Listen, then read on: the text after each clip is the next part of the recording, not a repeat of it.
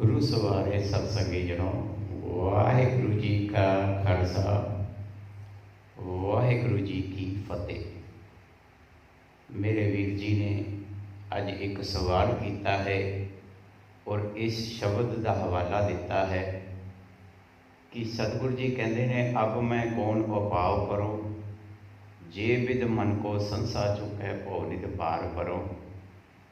तो सतगुरु जी दे विच ये भी लिखा होया है, जन्म पाए कुछ भलो ना कीनो तां ते अधिक डरो। तो वीर जी असी तो हुण मैं ही नहीं कहता, होर भी बड़े मेरे वीर ने जिहड़े इस मौके ते थां थां ते गरीबां की सहायता कर रहे कि ये भला नहीं।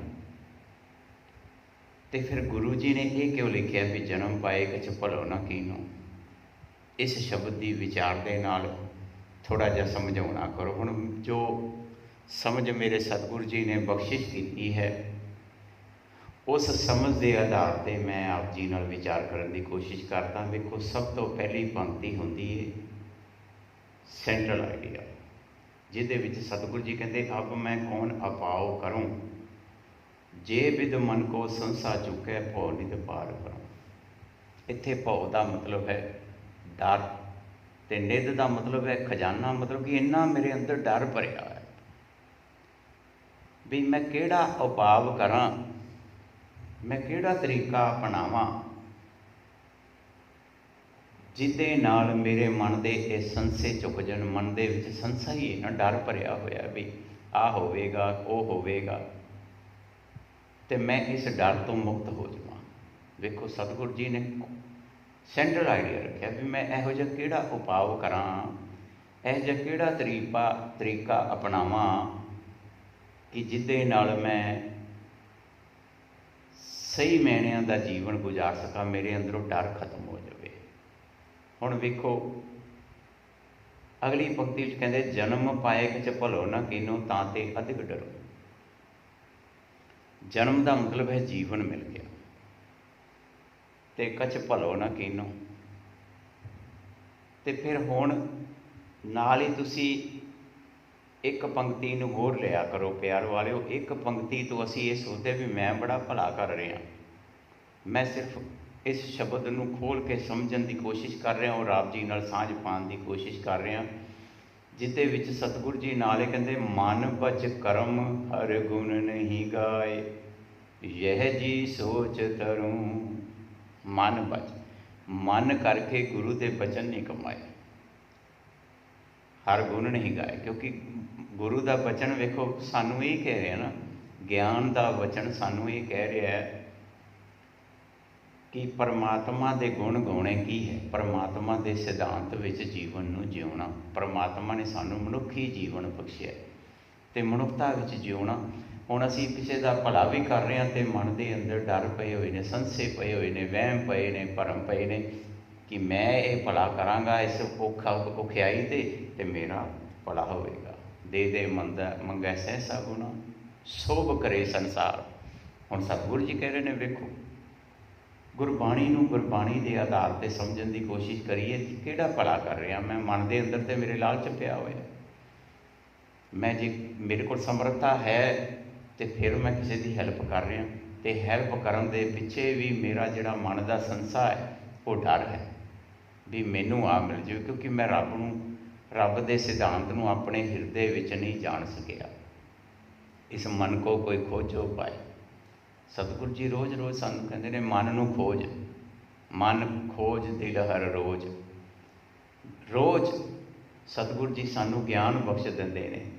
हुण इत्थे सतगुरु जी यही कह रहे हैं कि गुरु के बचना करके असी कदी परमात्मा के गुणों की कमाई नहीं की, गुणों नाल जीवन नहीं जिउया। आ सोच होनी चाहिए साडे अंदर, पर असी तो सोच रखी भी मैं भला कर रहा हाँ, तो सतगुरु जी कह रहे हैं भलो ना किनो मैं भला नहीं कर रहा। वेखो हुण साडे अंदर की, क्योंकि तुसी लास्ट दो पंक्तियां नूं समझो, कहंदे गुरमत सुन कछ ज्ञान न उपजियो।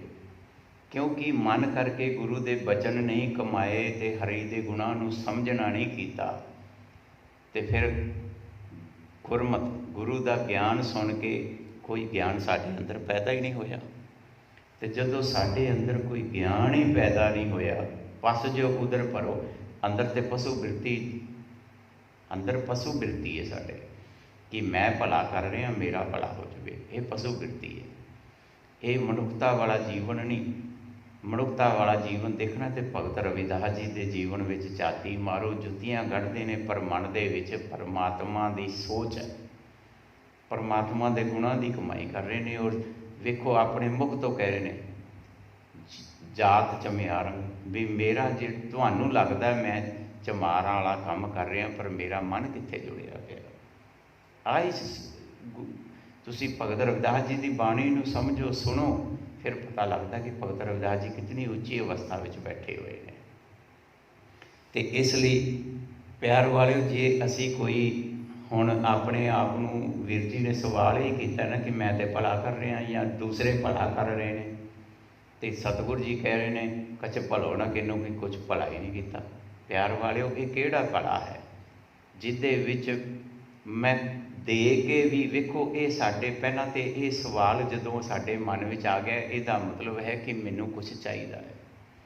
ਭਲਾ ਕਰਨ ਤੋਂ ਬਾਅਦ ਮੈਨੂੰ ਕੁਛ ਚਾਹੀਦਾ ਹੈ ਕਿ ਮੈਂ ਗਰੀਬਾਂ ਦਾ ਭਲਾ ਕਰ ਰਿਹਾ, ਲੋੜਵੰਦਾਂ ਦੀ ਜ਼ਰੂਰਤ ਨੂੰ ਪੂਰੀ ਕਰ ਰਿਹਾ, ਅਤੇ ਹੁਣ ਪਰਮਾਤਮਾ ਮੇਰੀ ਜ਼ਰੂਰਤ ਪੂਰੀ ਕਰੇ। ਵੇਖੋ ਉਹੀ ਫਿਰਤੀ ਆ ਗਈ ਨਾ, ਦੇ ਦੇ ਮੰਗੈ ਸਹਿਸਾ ਗੁਣ, ਫਿਰ ਸੋਭ ਕਰੇ ਸੰਸਾਰ। ਫਿਰ ਫੋਟੋਆਂ ਵੀ ਖਿਚਾਈ ਜਾਂਦੇ ਹਾਂ। ਮਾਫ਼ ਕਰਨਾ, ਮੈਂ ਨਹੀਂ ਕਹਿੰਦਾ, ਮੈਂ ਉਸ ਪਾਸੇ ਨਹੀਂ ਜਾਣਾ ਚਾਹੁੰਦਾ ਕਿ ਦੇ ਦੇ ਕੇ ਫੋਟੋਆਂ ਖਿਚਵਾ ਰਹੇ ਹਾਂ, ਉਸ ਪਾਸੇ ਨਹੀਂ ਅਸੀਂ ਜਾਣਾ। ਅਸੀਂ ਤਾਂ ਗੁਰਮਤਿ ਦੇ ਗਿਆਨ ਦੀ ਸਮਝਣ ਦੀ ਕੋਸ਼ਿਸ਼ ਕਰਨੀ ਕਿ ਸਤਿਗੁਰੂ ਜੀ ਨੇ ਸਾਨੂੰ ਇੱਥੇ ਕੀ ਗਿਆਨ ਬਖਸ਼ਿਆ ਹੈ, ਗੁਰੂ ਨਾਨਕ ਸਾਹਿਬ ਜੀ ਦੀ ਸੋਚ ਨੇ ਸਾਨੂੰ ਕੀ ਗਿਆਨ ਬਖਸ਼ਿਆ ਏ। ਆਹ ਚੀਜ਼ ਅਸੀਂ ਸਮਝਣੀ ਸੀ, ਔਰ ਇਸ ਚੀਜ਼ ਨੂੰ ਸਤਿਗੁਰੂ ਜੀ ਨੇ ਬਿਲਕੁਲ ਕਲੀਅਰ ਕਰ ਦਿੱਤਾ ਹੈ ਕਿ ਮਨ ਕਰਕੇ ਗੁਰੂ ਦੇ ਬਚਨਾਂ ਨੂੰ ਕਮਾਇਆ ਨਹੀਂ, ਅਤੇ ਗੁਣ ਨਹੀਂ ਗਾਏ, ਗੁਣਾਂ ਦੇ ਨਾਲ ਜੀਵਨ ਨਹੀਂ ਜਿਉਇਆ। ਜੋ ਗੁਣ ਗੁਰੂ ਨੇ ਸਾਨੂੰ ਬਖਸ਼ ਦਿੱਤੇ 33 ਟਾਈਮ ਤੇ ਪੂਰਨ ਰੂਪ ਵਿੱਚ ਮੁੱਖ ਆਦੇਸ਼ ਹੈ, ਮੁੱਖ ਗੁਣ ਨਾ ਗੁਣਾਂ ਦਾ ਗਿਆਨ ਹੈ, ਉਸ ਗਿਆਨ ਨੂੰ ਸਮਝਿਆ ਹੀ ਨਹੀਂ। ਅਤੇ ਵੇਖੋ ਹੁਣ ਸਾਡੇ ਅੰਦਰ ਇਹ ਸੋਚ ਪੈਦਾ ਹੋ ਗਈ ਨਾ ਕਿ ਮੈਂ ਭਲਾ ਕਰ ਰਿਹਾ ਵਾਂ, ਅਤੇ ਸਤਿਗੁਰੂ ਜੀ ਲਿਖਦੇ ਨੇ ਭਲੋ ਨਾ ਕਿਨੂੰ, ਵੀ ਭਲਾ ਨਹੀਂ ਕਰਦਾ, ਮੈਂ ਨਿਰੇ ਮਾੜੇ ਕਰਮ ਵੀ ਨਹੀਂ ਕਰਦਾ। ਭਾਵ ਇਹ ਹੈ ਕਿ ਮੈਂ ਭਲਾ ਵੀ ਕਰ ਰਿਹਾ ਅਤੇ ਮਾੜੇ ਕਰਮ ਵੀ ਕਰ ਰਿਹਾ, ਅਤੇ ਅੰਦਰ ਸੋਚ ਹੋਈ ਵੀ ਮੈਂ ਭਲਾ ਕਰ ਰਿਹਾ ਅਤੇ ਮੈਨੂੰ ਆਹ ਚੀਜ਼ ਪ੍ਰਾਪਤ ਹੋ ਜਾਵੇ। ਸੋ ਪਿਆਰ ਵਾਲਿਓ, ਸਤਿਗੁਰੂ ਜੀ ਤੇ ਜਿਹੜਾ ਗਿਆਨ ਬਖਸ਼ਦੇ ਨੇ ਨਾ, ਇਹਨੂੰ ਸਤਿਗੁਰੂ ਜੀ ਨੇ ਕਹਿੰਦੇ ਪਹਿਲਾਂ ਹੀ ਕਹਿ ਦਿੱਤਾ, ਬਾਣੀ ਗੁਰੂ ਗੁਰੂ ਹੈ ਬਾਣੀ, ਵਿੱਚ ਬਾਣੀ ਅੰਮ੍ਰਿਤ ਸਾਰੇ, ਗੁਰਬਾਣੀ ਕਹਿ ਸੇਵਕ ਜਨ ਮਾਣੈ, ਪ੍ਰਤੱਖ ਗੁਰੂ ਨਿਸਤਾਰੇ। ਵੇਖੋ ਗੁਰਬਾਣੀ ਦਾ ਤੇ ਅਟਲ ਇੱਕ ਫੈਸਲਾ ਹੈ। ਤੋ ਸਤਿਗੁਰੂ ਜੀ ਨੇ ਵੇਖੋ ਗੁਰੂ ਨਾਨਕ ਸਾਹਿਬ ਜੀ ਦੀ ਸੋਚ ਹੁਣ ਸਾਨੂੰ ਗਿਆਨ ਬਖਸ਼ ਰਹੀ ਹੈ। ਕਹਿ ਨਾਨਕ ਪ੍ਰਭ ਬਿਰਦ ਪਛਾਨੋ, ਪਰਮਾਤਮਾ ਦਾ ਸਿਧਾਂਤ। ਬਿਰਦ ਕੀ ਹੈ? ਸੱਚਾਈ, ਨਿਯਮ, ਪਰਮਾਤਮਾ ਦੇ ਗੁਣ, ਪਰਮਾਤਮਾ ਵਾਲਾ ਜੀਵਨ, ਉਹਨੂੰ ਪਛਾਣ। ਤਬ ਹੋ ਪਤਿਤ ਕਰੋ, ਤਾਂ ਤੇਰੇ ਵਿੱਚੋਂ ਇਹ ਜਿਹੜੀ ਮਾੜੀ ਬਿਰਤੀ ਹੈ ਖਤਮ ਹੋ ਜਾਣੀ ਸੀ, ਤੂੰ ਇਸ ਤੋਂ ਉੱਚਾ ਉੱਠ ਜਾਣਾ ਸੀ। ਪਰ ਮੇਰੇ ਅੰਦਰ ਇਹ ਬਿਰਤੀ ਕਿ ਮੈਂ ਭਲਾ ਕਰ ਰਿਹਾ ਵਾਂ। ਪਿਆਰ ਵਾਲਿਓ, ਮੈਂ ਕੋਈ ਕਿਸੇ ਨੂੰ ਉਹ ਨਹੀਂ ਕਰ ਰਿਹਾ ਬਈ ਤੂੰ ਇਹ ਕੰਮ ਨਾ ਕਰ, ਪਰ ਜਦੋਂ ਸਾਡੇ ਅੰਦਰ ਇਹ ਸਵਾਲ ਪੈਦਾ ਹੋ ਗਿਆ ਵੀ ਮੈਂ ਭਲਾ ਕਰ ਰਿਹਾ ਅਤੇ ਗੁਰੂ ਜੀ ਕਹਿ ਰਹੇ ਨੇ ਭਲੋ ਨਾ ਕੀਨੋ, ਹੁਣ ਇਸ ਚੀਜ਼ ਨੂੰ ਸਮਝਣਾ ਸੀ। ਸੋ ਇੱਥੇ ਸਤਿਗੁਰੂ ਜੀ ਨੇ ਬਿਲਕੁਲ ਕਲੀਅਰ ਕਰ ਦਿੱਤਾ ਹੈ ਲਾਸਟ ਪੰਕਤੀ ਵਿੱਚ ਕਿ ਇਹ ਸਿੱਖਾ, ਗੁਰੂ ਨਾਨਕ ਸਾਹਿਬ ਜੀ ਦੀ ਸੋਚ ਤੈਨੂੰ ਇਹ ਸਮਝਾ ਰਹੀ ਹੈ ਕਿ ਪਰਮਾਤਮਾ ਵਾਲੀ ਸੱਚਾਈ ਨੂੰ ਸਮਝ, ਉਹਨਾਂ ਗੁਣਾਂ ਨੂੰ ਸਮਝ। ਐਸੀ ਸਮਝ ਤੇਰੇ ਅੰਦਰ ਪ੍ਰਗਟ ਹੋ ਜਾਵੇ ਕਿ ਤੇਰੀ ਜਿਹੜੀ ਮਾੜੀ ਬਿਰਤੀ ਹੈ ਉਹ ਉਸ ਤੋਂ ਉੱਚਾ ਉੱਠ ਕੇ ਚੰਗੇ ਕਰਮਾਂ ਵਾਲੇ ਪਾਸੇ ਚਲਾ ਜਾਵੇਂ। ਜਿਵੇਂ ਭਗਤ ਰਵਿਦਾਸ ਜੀ, ਜਿਵੇਂ 35 ਮਹਾਂਪੁਰਖ ਕਹਿ ਲਓ, 35 ਮਹਾਂਪੁਰਖਾਂ ਨੇ ਉਹ ਜੀਵਨ ਜਿਉਇਆ ਅਤੇ ਸਾਨੂੰ ਉਸ ਜੀਵਨ ਵਿੱਚ ਜਿਉਣ ਦੀ ਜਾਂਚ ਬਖਸ਼ੀ, ਅਤੇ ਅਸੀਂ ਉਸ ਜਾਂਚ ਤੋਂ ਬੜੀ ਦੂਰ ਰਹਿ ਗਏ। ਸੋ ਪਿਆਰ ਵਾਲਿਓ, ਜੋ ਗੁਰੂ ਨੇ ਸਾਨੂੰ ਸਿਧਾਂਤ ਬਖਸ਼ਿਆ, ਗੁਰੂ ਨੇ ਸਾਨੂੰ ਜੀਵਨ ਬਖਸ਼ਿਆ, ਉਸ ਜੀਵਨ ਨੂੰ ਜਿਉ ਕੇ ਇਸ ਜੀਵਨ ਨੂੰ ਸਫਲ ਕਰੀਏ। ਇਹ ਮਨ ਵਿੱਚ ਕਦੀ ਸੰਸਾ ਨਾ ਆਵੇ ਕਿ ਗੁਰੂ ਜੀ ਨੇ ਕਿਹਾ ਅਤੇ ਮੈਂ ਐਵੇਂ ਕਰ ਰਿਹਾ। ਗੁਰੂ ਤੋਂ ਉਲਟ ਚੱਲਣਾ ਹੀ ਸਾਡੀ ਆਪਣੀ ਮਨਮਤ ਹੈ, ਗੁਰਮਤਿ ਤੋਂ ਦੂਰ ਹਾਂ, ਔਰ ਅਸੀਂ ਗੁਰਮਤਿ ਵਿੱਚ ਜੀਵਨ ਜਿਉਣਾ ਹੈ, ਆਪਣੀ ਮਨਮਤ ਤੋਂ ਬਚਣਾ ਹੈ। ਭੁੱਲਾਂ ਚੁੱਕਾਂ ਦੀ ਖਿਮਾ। ਗੱਜ ਕੇ ਫਤਿਹ ਬੁਲਾਓ। ਵਾਹਿਗੁਰੂ ਜੀ ਕਾ ਖਾਲਸਾ, ਵਾਹਿਗੁਰੂ ਜੀ ਕੀ ਫਤਿਹ।